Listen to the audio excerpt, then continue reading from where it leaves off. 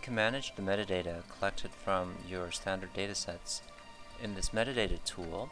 When you click on it, it shows you the library of metadata, and you can manage as many different sets of metadata databases as you want.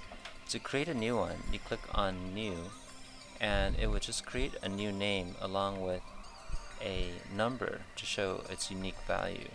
Or you can give it a unique name here for the metadata database. So once you have that, you can then import datasets that will capture the metadata into this metadata database.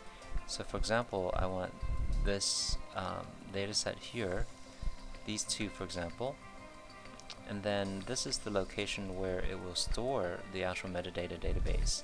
So when you click on OK, it's going to capture the metadata, generate a report that you can see here. You can click on F5 to update that report. In this case, these two datasets have been uploaded in terms of its metadata, updated to the database. You can click on here to get the details of all the variables and attributes. And you can also click on the code template that will show you the that program in the form of a macro that you can call in order to generate a template code with the metadata defined here. So the next time you create the dataset, this will have a template setting for you. So you can also choose to preview the output once it's generated, so you can look at it once again in that output format.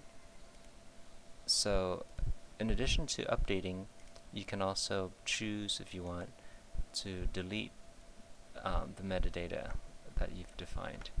So to do that, you click on delete, and the metadata that you've selected here will be removed. So this metadata should be empty now. So if you create a new dataset here and select that, and then click on update, it will take this new set of metadata from your selected dataset and update it to the metadata database. So now it only has AE, whereas the other one has been removed.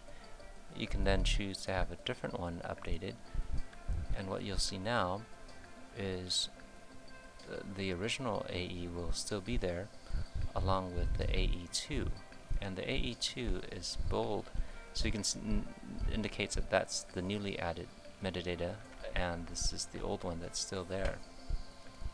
So that's how you can manage your metadata. Now you can view the template code if you want this way by clicking on the template, similar to what was generated in that report. And you can also search through the metadata for a particular search criteria. In this case, if it's AE, it found the text AE in this particular instance for the metadata database. So you can search through all your metadata for any particular text criteria. In a similar way of generating the updates or the delete, you can express the same request in a form of a macro. So this macro does the same thing as what you're doing here with the graphical user interface with the OK button.